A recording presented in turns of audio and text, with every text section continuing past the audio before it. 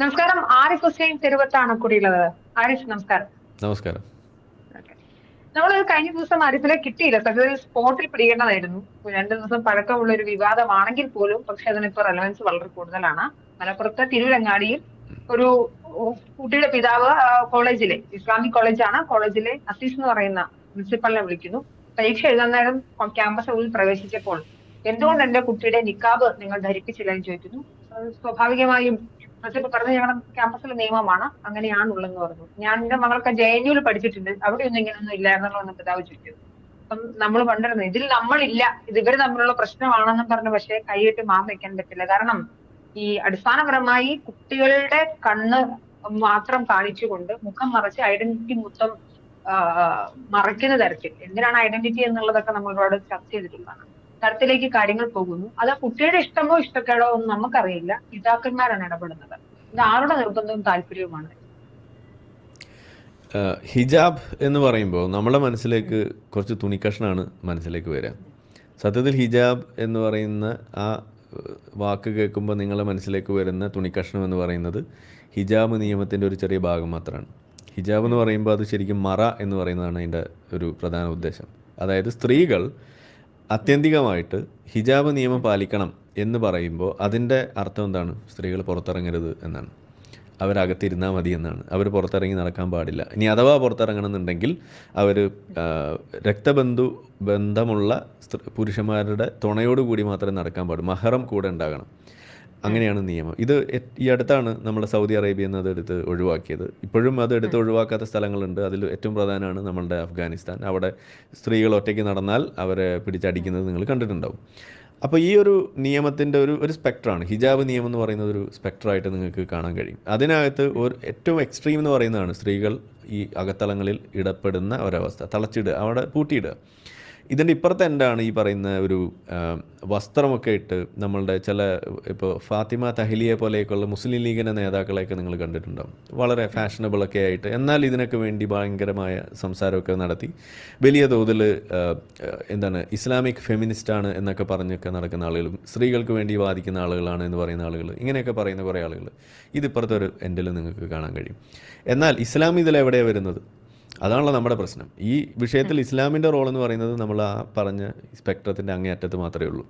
ഈ അറ്റത്തേക്ക് നമ്മൾ വരും തോറും ഇസ്ലാമിൻ്റെ റോൾ അവിടെ കുറഞ്ഞു വരിക ചെയ്യുക. പിന്നെ നിങ്ങൾ പേരിന് വേണ്ടി മാത്രം നിങ്ങൾ കുറച്ച് എന്തെങ്കിലും ഒരു തലയിൽ കൂടെയും മേത്തുകൂടെയൊക്കെ ഒരു ഡ്രസ്സ് ഇട്ടു എന്ന് മാത്രമേ അവിടെ വരുന്നുള്ളൂ. ഇതാണ് ഇതിൽ വരുന്നത്. ഇനി ഇതിലൊരു കാര്യം, മുഖം മറയ്ക്കുന്ന സംഗതിയെക്കുറിച്ചാണ് ഇപ്പോൾ ചർച്ച. അതായത് നിക്കാബ് എന്ന് പറയുന്ന ഒരു വിഷയം. അപ്പോൾ ഈ നിക്കാബ് എന്ന് പറയുന്ന സംഗതി ഇത് പറയുമ്പോൾ ഇസ്ലാമിൽ, അതായത് ആളുകൾ പറയുന്ന നിങ്ങൾ കേട്ടിട്ടുണ്ടാവും, തല മറയ്ക്കുന്നതിന് എന്താ കുഴപ്പം, മുഖം മറയ്ക്കുന്നതിനെ ഞങ്ങൾ എതിരുള്ളൂ എന്നാണ് പറയുക. പലപ്പോഴും പറയപ്പെടുന്നൊരു വാദമാണത്. അതിന് യാതൊരു സാങ്കത്യമില്ല. അതാണ് അതിൻ്റെ ഒരു പ്രശ്നം. അതായത് ചായ നിങ്ങൾ ഉണ്ടാക്കുമ്പോൾ എനിക്ക് അതിനകത്ത് നിങ്ങൾ തിളപ്പിച്ചില്ലെങ്കിലും തേയിലപ്പൊടി ഇടുന്നതിന് എനിക്ക് പ്രശ്നമുള്ളൂ എന്ന് പറഞ്ഞാൽ എങ്ങനെയിരിക്കും? ആ സാധനം ചായ ആകില്ല എന്നുള്ളതാണ്. അപ്പോൾ നിങ്ങൾ മുഖം മറച്ചില്ല എന്നുണ്ടെങ്കിൽ ഹിജാബ് ആകില്ല.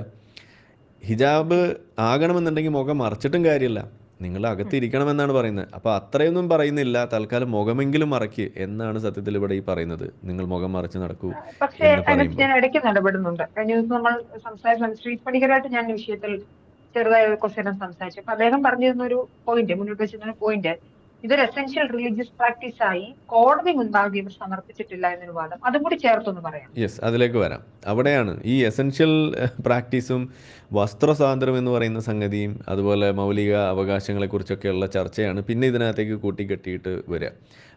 സത്യത്തിൽ ഈ ഒരു വിഷയത്തിൽ നമ്മൾ പ്രതികരിക്കുന്നതിൻ്റെ കാരണം ഇത് തന്നെയാണ്.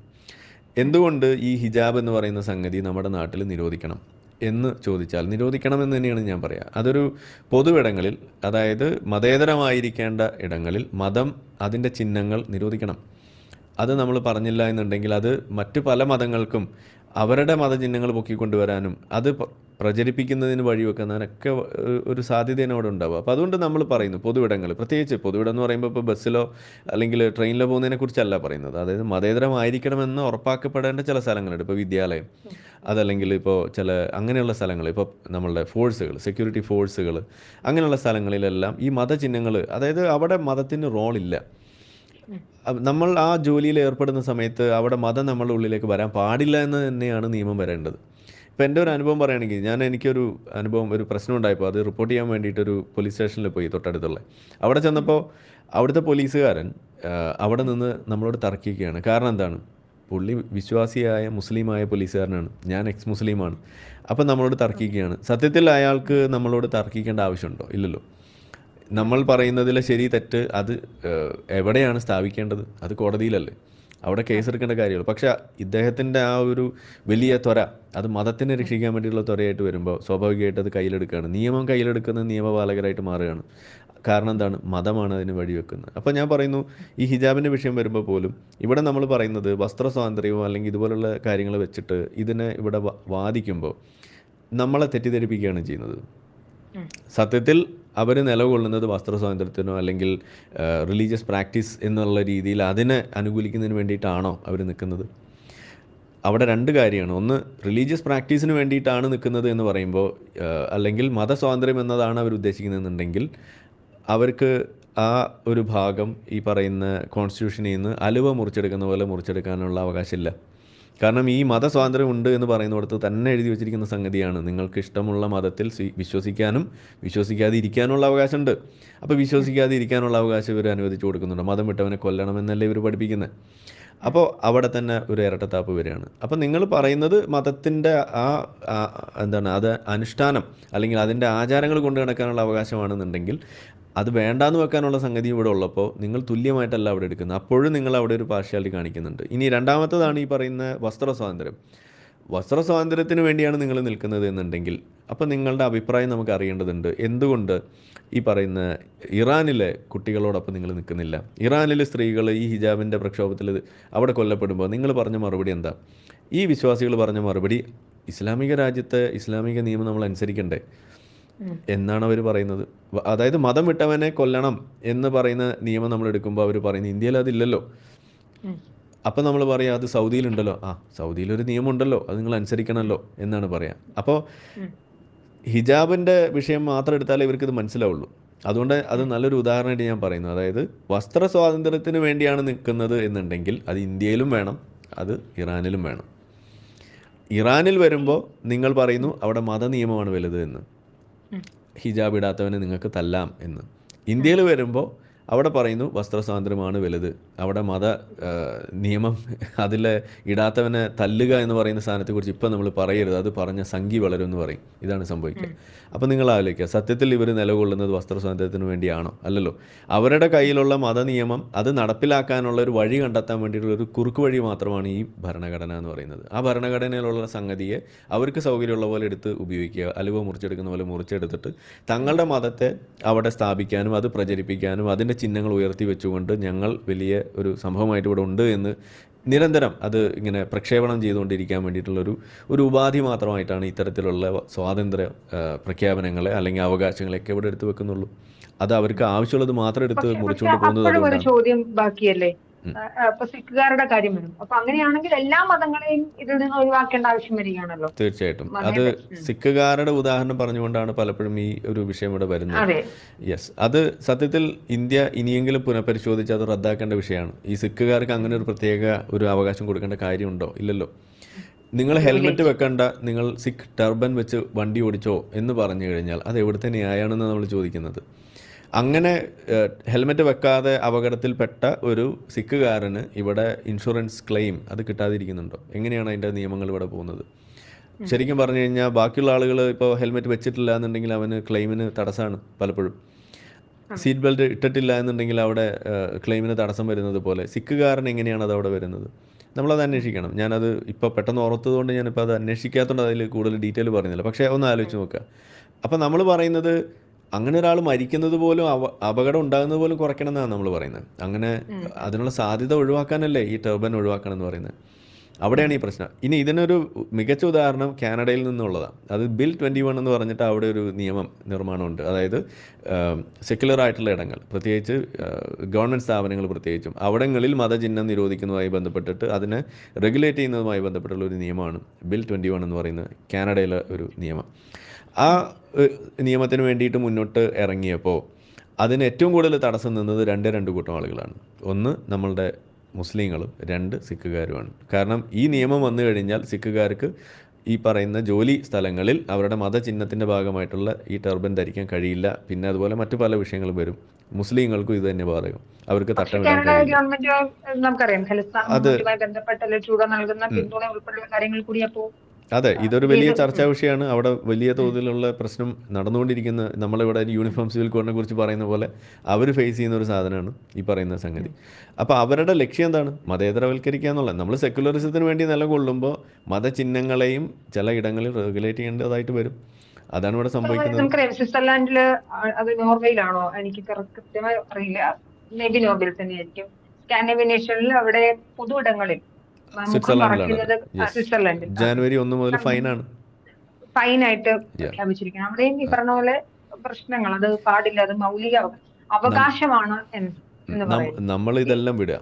നമ്മൾ ഇന്ത്യ വിടുക, സ്വിറ്റ്സർലാൻഡ് വിടുക, കാനഡ വിടുക, ഇറാൻ വിടുക. ഈ ഏറ്റവും ഒടുവിൽ ഈ പറയുന്ന നിയമം നടപ്പിലാക്കിയിട്ട് താടി വെച്ച് നടക്കുന്ന മുസ്ലിങ്ങളുടെ താടി പോലീസുകാർ തടഞ്ഞു പിടിച്ചു നിർത്തി വടിച്ചു വിടുന്ന ഒരു രാജ്യം ഈ ലോകത്തുണ്ട്. അത് കസാക്കിസ്ഥാനാണെന്നാണ് എൻ്റെ ഓർമ്മ. അതായത് ആ പറയുന്ന നമ്മളുടെ മധ്യേഷ്യൻ രാജ്യമാണത്. അപ്പോൾ അവിടെ എന്താ, താജിക്കിസ്ഥാൻ, കസാക്കിസ്ഥാൻ, ഉസ്ബെക്കിസ്ഥാൻ, അങ്ങനെ കുറേ രാജ്യങ്ങളുണ്ടല്ലോ. അതിൽപ്പെട്ടൊരു രാജ്യമാണ്, പെട്ടെന്ന് പേര് ഓർക്കുന്നില്ല. അപ്പോൾ അതിൽ അവർ പറഞ്ഞത് എന്താണ്, അവരുടെ നാട്ടിൽ തീവ്രവാദം വളരുന്നു. തീവ്രവാദം വളരുന്നതിൻ്റെ ലക്ഷണമാണ് ഇൻക്രീസിങ് ഈ പറയുന്ന മതവേഷങ്ങൾ അവിടെ വർദ്ധിക്കുന്നു. ഞങ്ങളുടെ രാജ്യത്തിൻ്റെ ചിഹ്നമല്ല ഈ പറയുന്ന ഹിജാബ് എന്നാണ് അവർ പറഞ്ഞത്. ഞങ്ങളുടെ രാജ്യത്ത് ഇങ്ങനെ ഒരു വേഷമില്ല, ഈ മീശയില്ലാതെ താടിയും വെച്ച് നടക്കുന്ന പരിപാടിയില്ല, അപ്പോൾ അത് ഞങ്ങൾ വടിച്ചു വിടും എന്ന് അവർ പറയും. പോലീസുകാർ ഇന്ന് ബാർബർമാരായിട്ട് മാറിയിരിക്കുകയാണ്, ചിരക്കിയാണ് അവിടെ. കാരണം എന്താണ്, അവരുടെ ലക്ഷ്യം ഇതാണ്.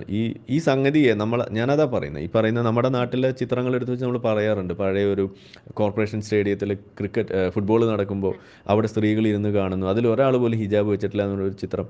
അതുപോലെ നമ്മളുടെ ജിന്നയും കുറേ പെൺകുട്ടികളും കൂടിയിരിക്കുന്ന ഒരു ചിത്രം, അതിനകത്ത് ഒരാളും, അത് പറയുമ്പോൾ മുസ്ലിം വനിതകളുടെ ഒരു വിങ്ങാണ്, അതിനകത്ത് ആരും ഹിജാബ് ഇട്ടിട്ടില്ല എന്നൊക്കെ പറഞ്ഞു വരുമ്പോൾ അപ്പോൾ ഒരു കാര്യം വ്യക്തമാണ്, അന്നൊന്നും ഇവിടെ ആരും ഹിജാബ് ഇട്ടിട്ടില്ല. എൻ്റെ വല്യമ്മ അവരൊന്നും ഹിജാബ് ഇട്ടിട്ടില്ല. എൻ്റെ ഉമ്മ പോലും ഹിജാബ് ഇടുന്നത് വളരെ ലേറ്റ്ലിയാണ്. എനിക്ക് തോന്നുന്നു ഒരു 35 വയസ്സിനൊക്കെ ശേഷമാണ് ഉമ്മയൊക്കെ ഹിജാബ് ആദ്യമായിട്ട് കൈയെടുത്ത് തുടങ്ങുന്നത്. അതും കൂടി ചോദിക്കേണ്ടത്, അതായത് നമ്മളിപ്പോ കാണുന്നത്, എനിക്ക് 30 വയസ്സുണ്ട്. 30 വയസ്സിന്റെ തൊട്ട് എന്റെ ചെറുപ്പത്തിലൊന്നും ഞാൻ ഇത് കണ്ടിട്ടില്ല. അപ്പൊ സ്വാഭാവികമായും എനിക്ക് മുന്നേ ഉള്ള ഒരു കാലഘട്ടമുണ്ടല്ലോ, ഞാൻ എനിക്ക് ഓർമ്മ പോയ മുന്നേയുള്ള കാലഘട്ടങ്ങളിൽ ഇത്ര നിർബന്ധിതമായിരുന്നു. കാരണം കേരളത്തിൽ ഒരുപാട് ഹിജാബ് റോ നടക്കുന്നുണ്ട്. സാംസ്കാരികപരമായ ഇതൊരു അടിയന്തര കാര്യങ്ങളോടെ കണക്കാക്കിയിരുന്നു എന്നൊരു ചോദ്യം കൂടെ ബാക്കിയാണ്. യെസ്, രണ്ട് കാര്യമാണ്.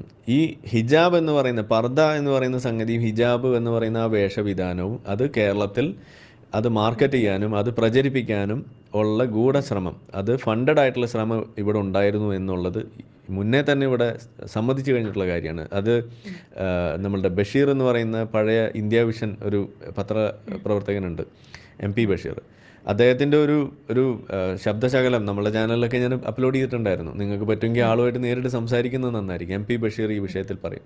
അന്ന് പുള്ളി ജോലി എടുത്തുകൊണ്ടിരുന്ന ഇന്ത്യ വിഷനിലെ ഓഫീസിലിരുന്നുകൊണ്ട് ഇതിനു വേണ്ടിയിട്ടുള്ള ചർച്ച നടക്കുന്നതും ഇതിനു വേണ്ടിയിട്ടുള്ള വാർത്തകൾ അദ്ദേഹത്തിൻ്റെ കയ്യിലൂടെ പോയതും ഇമെയിലുകൾ പോയതും അതിന് ഫണ്ട് ചെയ്യാൻ വേണ്ടി സൗദി, ഖത്തർ ഇതുപോലുള്ള രാജ്യങ്ങൾ ഇറങ്ങിത്തിരിച്ചതും അത് പിടിച്ചെടുത്തുകൊണ്ട് ജമാഅത്ത് ഇസ്ലാമിയുടെ ആളുകൾ ഇവിടെ പണിയെടുത്തിരുന്നതും ഇവിടെ ഒരു യാഥാർത്ഥ്യമാണ്. അപ്പോൾ ഇത് ഒരു ഗൂഢശ്രമം തന്നെയുണ്ട് ഈ വേഷത്തെ ഇവിടെ പ്രചാരത്തിൽ കൊണ്ടുവരിക എന്നുള്ളത്. അതായത് വാർത്ത വായിക്കുന്ന സ്ത്രീകൾ ഇത് ധരിച്ച് വായിക്കുക എന്നുള്ള രീതിയിൽ ഇതിനൊരു പ്രചാരം കൊടുക്കുക എന്നുള്ളത് ഇവിടെ ഒരു ബോധപൂർവമുള്ള ശ്രമം ഇവിടെ നടന്നിട്ടുണ്ട്. ഒന്നത്. രണ്ട്, ഇനി അങ്ങനെ ഒരു ശ്രമം ഉണ്ടോ ഇല്ല എന്നുള്ളത് മാറ്റി വെച്ചാലും ഒരു കാര്യം സമ്മതിച്ചല്ലോ, പണ്ട് ഉണ്ടായിരുന്നില്ല എന്നുള്ളത്. ഇപ്പോൾ ഉണ്ട് എന്നുള്ളത് നമ്മൾ സമ്മതിക്കും. അപ്പോൾ എങ്ങനെയാണ് ഇത് വരുന്നത്? അപ്പോൾ നമ്മളിവിടെ നോക്കുമ്പോൾ രണ്ട് കാര്യങ്ങളാണ്. ഒന്ന്, ഒരു മിഡിൽ ഈസ്റ്റേൺ ആ രാജ്യവുമായിട്ടുള്ള എക്സ്പോഷറാണ് ഇതിൽ പ്രധാനമായിട്ടൊരു ഭാഗമായിട്ട് വന്നിരിക്കുന്നത്. അങ്ങനെയുള്ള ആ എക്സ്പോഷറിലൂടെ ഈ സംഗതികൾ നമ്മുടെ നാട്ടിൽ ഇത് ഇറക്കുമതി ചെയ്യുന്ന ഒരവസ്ഥയും, ആ ഇറക്കുമതി ചെയ്യപ്പെടുന്ന സമയത്ത് ഈ ഹിജാബിനോടൊപ്പം വന്നത് എന്താണ്? കുഴിമന്തി മാത്രമല്ല, ഇതിനോടൊപ്പം വന്നത് ഇസ്ലാമിക് എക്സ്ട്രീമിസം എന്ന് പറയുന്ന സലഫി ആ ഇസ്ലാം കൂടിയാണ് ഇങ്ങോട്ട് വന്നത്. സലഫി ആശയം എന്ന് പറഞ്ഞു കഴിഞ്ഞാൽ കാടൻ ആശയമാണ്, അതൊരു പ്യൂരിറ്റാനിസമാണ്. അത് നമ്മുടെ സമൂഹത്തിൽ ചിത്രത ഉണ്ടാക്കും. ഇവിടെ ഉണ്ടായിരുന്ന പഴയ മുസ്ലിങ്ങൾ എന്ന് പറഞ്ഞു കഴിഞ്ഞാൽ എൻ്റെ വീട്ടിലേക്ക് പഴയ എൻ്റെ വല്യമ്മ അവരൊക്കെ ചെയ്തിരുന്നത് സന്ധ്യയാകുമ്പോൾ ഹിന്ദുക്കൾ വിളക്ക് കത്തിക്കുന്നു, നമ്മളും വിളക്ക് കത്തിക്കുക എന്ന് പറഞ്ഞ് വീടിൻ്റെ മുന്നിൽ ഒരു ചെറിയ വിളക്ക് കത്തിച്ച് വെച്ചിരുന്ന വീടായിരുന്നു നമ്മുടെയൊക്കെ. പക്ഷേ പിന്നീട് അത് ബിദ്അത്താണ്, അത് പുത്തൻ ആചാരമാണ്, അത് ചെയ്യരുത്, അങ്ങനെ ഇസ്ലാമിലില്ല, അത് അനിസ്ലാമികമാണ്, അത് ഹറാമാണ്, അത് ഷിർക്കാണ് എന്ന് പറഞ്ഞിട്ട് അത് മാറ്റുന്ന അവസ്ഥയാണ് ഉണ്ടായത്. പക്ഷെ ആ മാറ്റുന്ന അവസ്ഥയും ആ സമയത്ത് എൻ്റെ വീട്ടിലുള്ള ആളുകൾ ഹിജാബ് ഇടുന്നതും ഒരേ സമയമാണ്. അതാണ് ഞാൻ ഈ പറഞ്ഞു വരുന്നത്. ആ സിഗ്നൽ എന്ന് പറയുന്നത് ഇതാണ്, ഈ വളർന്നു വരുന്ന ഇസ്ലാമിക എക്സ്ട്രീമിസ്റ്റ് ഐഡിയാസ്, അതായത് ഇതുപോലെയുള്ള തങ്ങളുടെ നാടിൻ്റെ തനതായ വേഷവിധാനമോ എന്തു തന്നെയായാലും അതെല്ലാം മാറ്റി വെച്ചുകൊണ്ട് എല്ലാം ഒരു കറുത്ത ചാക്കിലേക്ക് ഒതുങ്ങുന്ന ഒരു കാഴ്ച, അതാണ് ഇവിടെ സംഭവിക്കുന്നത്. അപ്പോൾ നമ്മൾ ഇതിനെ കാണേണ്ടത് ആ ഒരു ആംഗിളിൽ കൂടിയാണ്. ഇത് വെറും ഒരു വേഷമായി, ഞാനൊന്നും ഒരിക്കലും ഇതിനെ വസ്ത്രമെന്ന് പോലും വിളിക്കാറില്ല, കാരണം ഇത് മതചിഹ്നമാണ്. അതുകൂടി ആളുകൾക്ക് പറഞ്ഞാൽ മനസ്സിലാവാൻ വേണ്ടിയിട്ട് പറയാണ്.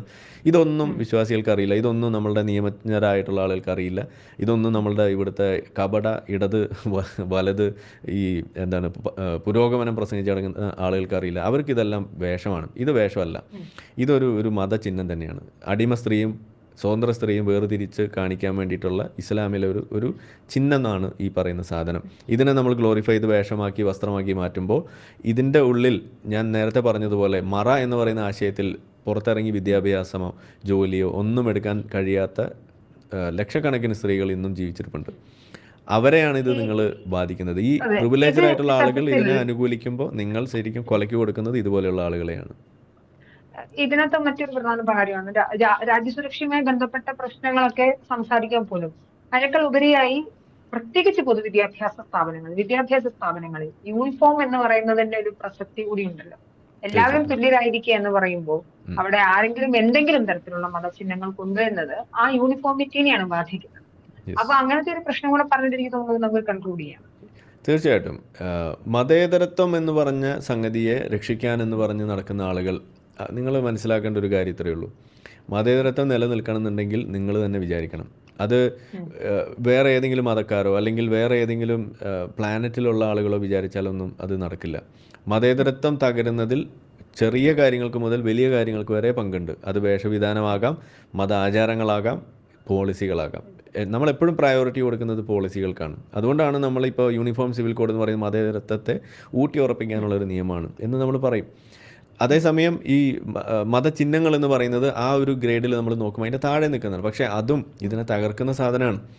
അപ്പം ഈ ലെവലിൽ നിന്ന് തുടങ്ങിയാൽ മാത്രമാണ് മറ്റേ ലെവലിലേക്ക് എത്താൻ കഴിയും. നിങ്ങൾക്ക് പോളിസികൾ പൊളിച്ചെഴുതുന്ന ആ ഒരു ആർജവം നിങ്ങൾക്ക് ഉണ്ടാകണമെന്നുണ്ടെങ്കിൽ നിങ്ങൾക്ക് മതത്തിനകത്തെ ചെറിയ ചിഹ്നങ്ങളെങ്കിലും തള്ളിക്കളയാൻ നിങ്ങൾക്ക് സാധിക്കണം. അതുപോലും സാധിക്കാത്ത നിങ്ങൾക്ക് എങ്ങനെയാണ് വലിയ വലിയ പ്രശ്നങ്ങളെ ബാധിക്കുന്ന ഇക്വാലിറ്റി പോലെയൊക്കെയുള്ള വലിയ ഉന്നതമായ ആശയങ്ങളെ ബാധിക്കുന്ന പൊളിച്ചെഴുതുന്ന നിയമങ്ങൾ ഉണ്ടാക്കാൻ നിങ്ങൾക്ക് സാധിക്കുക? കഴിയില്ല. അപ്പോൾ അത് നിങ്ങൾ ശീലിക്കണമെങ്കിൽ ചെറിയ ചെറിയ കാര്യങ്ങളെ നിങ്ങൾ തള്ളി ശീലിക്കുക. അതിന് പറ്റിയ സാധനമാണ് ഇതുപോലെയുള്ള നിയമങ്ങൾ, ഇതുപോലുള്ള വസ്ത്രം, അതല്ലെങ്കിൽ ഇപ്പോൾ ഭക്ഷണത്തിൻ്റെ പേരിലുള്ള മതം കലർത്തിയിട്ടുള്ള കാര്യങ്ങൾ, ഹലാൽ എന്നൊക്കെ പറയുന്ന സാധനങ്ങൾ, അല്ലെങ്കിൽ പ്യുവർ വെജിറ്റേറിയൻ എന്ന് പറയുന്ന സാധനങ്ങൾ, എന്ത് തന്നെയായാലും അങ്ങനെയുള്ള സംഗതികളൊക്കെ ചെറുത് ഏത് മതത്തിൻ്റെ ആണെങ്കിലും തള്ളി നമ്മൾ ശീലിക്കണം. എന്നാലേ നിങ്ങൾക്ക് മികച്ച നിയമജ്ഞരായിട്ട് മാറുമ്പോൾ മികച്ച പോളിസികൾ ഉണ്ടാക്കിയിട്ട് നിങ്ങൾക്ക് മതേതരത്വത്തെ ഉറപ്പിക്കുന്ന പ്രക്രിയയിൽ നിങ്ങൾക്കും ഭാഗമാകാൻ കഴിയുള്ളൂ. അല്ലാതെ നിങ്ങൾക്ക് പരസ്പരം കുറ്റം പറഞ്ഞ് പഴിചാരിയിരുന്നാലൊന്നും മതേതരത്വം രക്ഷപ്പെടില്ല എന്നുള്ളതാണ്. മതേതരത്തിൽ നാഴിക 40 തൊട്ട് സംസാരിക്കുമ്പോൾ ഇങ്ങനെയുള്ള കാര്യങ്ങൾ കൂടി മാത്രമാണത് പ്രായോഗിക തലത്തിൽ വരികയുള്ളെന്ന് എല്ലാവരും മനസ്സിലാക്കേണ്ടതുണ്ട്. നിങ്ങൾക്ക് ഇഷ്ടമുള്ള വസ്ത്രം ധരിക്കാൻ അവകാശമുണ്ട്, പക്ഷെ അതൊരു പൊതുസമൂഹത്തിന്റെ ക്രമസമാധാനത്തെ അല്ലെങ്കിൽ അതിന്റെ നിലനിൽപ്പിനെ അതിന്റെ അഭിവൃദ്ധിയെ ബാധിക്കുന്ന തരത്തിലാവരുത്. പ്രത്യേകിച്ച് മതേതരമായിരിക്കണം പൊതു ഇടങ്ങൾ. നിങ്ങൾക്ക് വീട്ടിൽ ധരിച്ചോളൂ, നിങ്ങളുടെ ആരാധനാലയങ്ങളിൽ ധരിച്ചോളൂ, നിങ്ങളുടെ സ്വകാര്യ നിമിഷങ്ങളിൽ ധരിച്ചോളൂ, ഇനി നിങ്ങൾ ട്രാവൽ ചെയ്യുമ്പോൾ ധരിച്ചോളൂ. പക്ഷെ പൊതുവിടങ്ങളിൽ ആളുകൾ പോകുന്ന ഇടങ്ങളിൽ മതേതരത്വം പാലിക്കപ്പെടുന്നു, പ്രത്യേകിച്ച് ഒരു ബഹുമത സമൂഹമാകുമ്പോൾ പ്രത്യേകിച്ച്. അതെ, അപ്പൊ അതുകൊണ്ട് തന്നെ മതേതരത്വം പുലർത്താൻ ഇത്തരത്തിലുള്ള മതചിഹ്നങ്ങൾ പൊതുവിടങ്ങളിൽ നിന്ന് ഒഴിവാക്കേണ്ടതുണ്ട്. ഒരുപാട് നന്ദി ആരിഫ്.